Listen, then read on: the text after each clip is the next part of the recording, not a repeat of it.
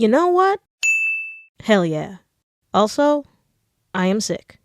The Marvel Rivals art style is tough. Both meanings. And while I wanted to tackle it some more than I did in the first video, I do have other ideas in mind that have nothing to do with this game that I started working on, and also I didn't want to linger too much on this one topic for it to become a crutch until I saw that comment suggesting I draw DC heroes, and that is a great idea. That gives me a reason to decipher the style some more and see what else I can glean from it to incorporate it into my own style. And yeah, Marvel Rivals is a lot to look at and it's very intimidating, but once you understand the core elements of the style, it becomes, well, it doesn't become easy, but it does become more approachable, understandable. You'll see what I mean. On to the video.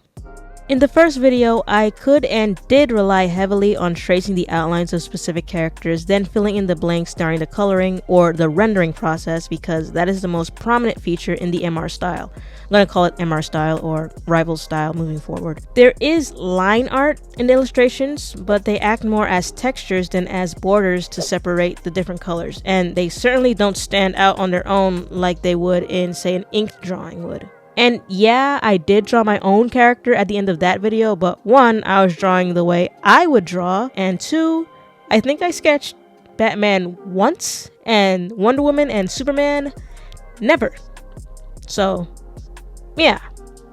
On the bright side, the methodology for drawing a DC hero and a Marvel hero aren't completely different. In fact, it's pretty much the same thing. If the Marvel Rivals artist didn't at least know about the book How to Draw Comics the Marvel Way, I'd be very surprised. I actually made a video highlighting this book, but the reason I brought it up is because it centers around idealism. The ideal body type for heroes and heroines, the ideal facial features for heroes and heroines, dynamic perspective, dynamic expression. All in all, it explains how and why Marvel characters or superhero characters look the way they look. And that in turn is translated into the Rival style. They're all flashy and heroic with exaggerated anatomy. Perhaps even to a fault. I don't know about you, but I really don't like Wolverine's base design. He's just so wide. He's built like Asta. He couldn't grow vertically, so he had to do it horizontally. That's what I get. I kept heroism in mind when drawing the Trinity, especially with Superman, since his muscles would be the most prominent of the three based on how I drew them.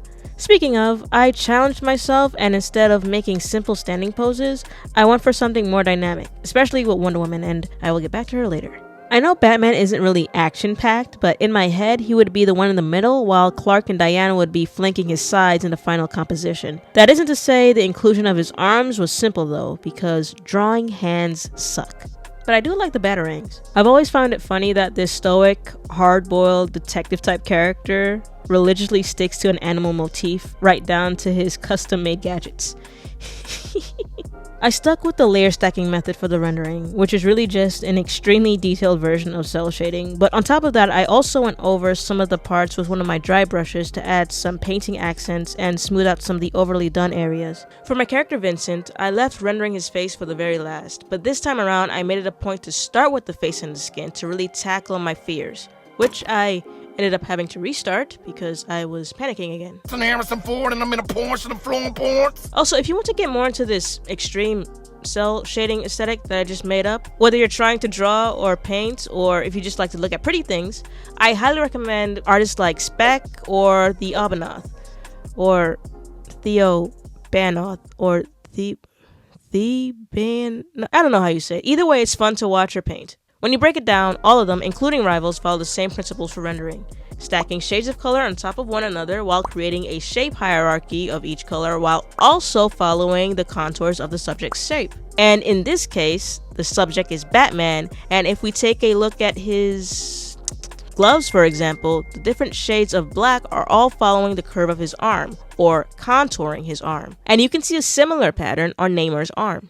I can say with confidence that Batman was the easiest of the three to draw, and I might even say that he was the most fun, largely based on his simple pose. I can also say with equal confidence that I had the exact opposite feeling with Wonder Woman. I did this to myself. Wonder Woman was by far the most difficult and most time-consuming drawing. It doesn't help that drawing females was never my strong suit, since I always liked drawing more angular shapes, and the female form is very soft and curvaceous. Even so, I never really liked drawing machinery or like cityscapes or anything. I always draw like forests or shrubbery for the background and stuff. I'm getting sidetracked. Objectively, putting aside the woman in Wonder Woman, her entire design is much more complicated compared to the other two, with Superman being the easiest to me. There are a bunch of iterations for the Trinity's costumes, but taking the textures of the metal she wears or the patterns on her breastplate or on her skirt, a lot is going on with Wonder Woman out the gate. I made a baselet that I could refer back to, and separated the colors into folders so they could be easily selectable, which is the same thing I did for Batman. Also like Batman, I started off rendering her face, which was way more time consuming because she actually has one and not just a little chin sticking out. And I really wanted her to look pretty and not some 40-year-old chain smoker on her third divorce like... You better stop! It helps a lot that Marvel Rivals females are pretty too, so their facial structure really helped out. I went back and forth with all of them, and I even looked at some of the guys because muscles, but I believe I spent the most time referencing Storm, Luna Snow, and later Mantis. Storm for basically a little bit of everything, while Luna was mostly for the face, and Mantis for rendering, especially the torso. And Namor was also helpful again for figuring out the gold plates. Surprisingly, her face was not the hardest part to render. It was still difficult, well, the faces were difficult, but it was her hair. And I say it was surprising, but it really wasn't when I think about it. Second only to hands, I've always had a tough time with hair. Like, whenever I'm doodling or, making crummy faces, their heads are either shaved or bald. I can't even describe what I did for Wonder Woman's hair. I was so lost. I think the big mistake a lot of people do, including myself, is to try and draw individual strands. Strands are good for, finishing touches, but you really want to start off with one giant shape for how you want the hair to look like. And then you sort of carve out details with different shades and tints, and you make different shapes with those shades and tints and do other stuff. I can't make this an educational channel.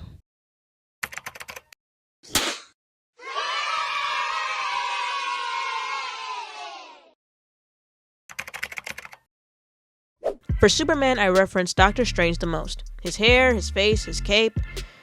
And this is when I got sick. So, forgive me if Boy Wonder looks a little bit sloppier than the others. And forgive me if my voice has been fading in and out this whole recording. I did follow the same base color and color folder method like I did before, and I also started with the face. I was way more confident tackling it for the third time in a row. But all in all, nothing really changed. The process became a bit methodical and repetitive, and I think it kind of hindered my growing because I was getting a little bit bored. Also, to be honest, after drawing Wonder Woman for about 5-6 hours, I feel like the fight left me.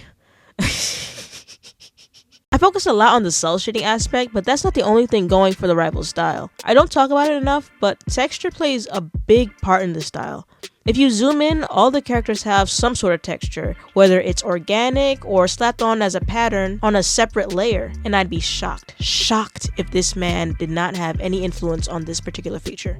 I think I added a lot of organic texturing with the lines for everyone, especially for Superman's cape and the strong glitch-like highlight colors, which now look like Aquafresh toothpaste to me. But I also overlaid a pattern texture on a separate layer, which admittedly should be contoured to the characters' bodies, but I was lazy. And it was also getting hard to breathe. It's still hard to breathe. It actually really hurts to talk. I should really wrap this up. Anyway, I thought having the Trinity float around like Vincent would be boring, so I went a little extra with it and made official looking character cards for them, and this is how it turned out.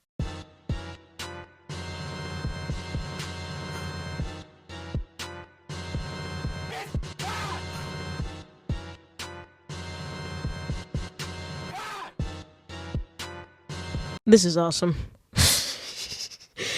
If you notice, and it's hard not to, but I put them all in different fighting classes. And I kind of had an idea that I was going to do this since the beginning. Vanguard is pretty much the tank class, so Superman with his bulletproof self definitely belongs there.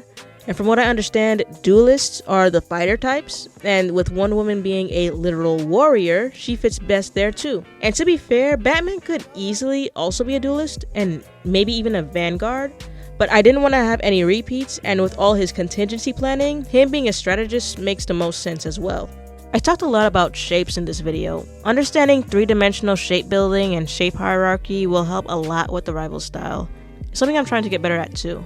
I mean I'm always trying to get better at everything, so that's not really saying much. I kind of want to make an amateur lesson on shape design video like I did for the Concord video with the color theory.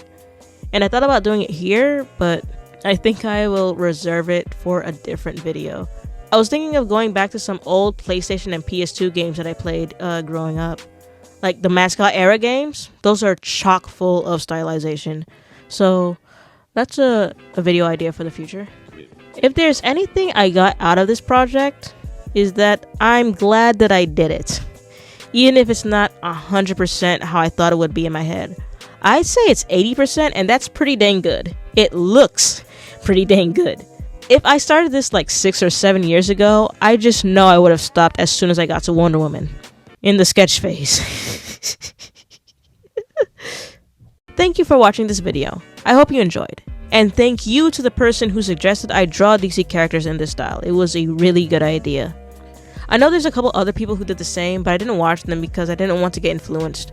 I wouldn't be surprised if we all did the same 3 characters. They are the titular DC heroes after all. And if DC were to make their own game to compete with rivals, I honestly hope it'd be a different genre besides shooter.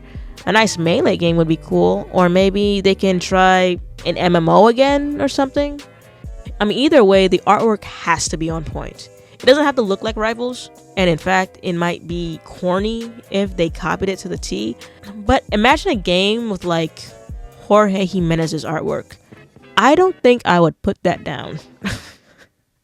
Thank you again for watching, and I hope to see you in the next video. Bye.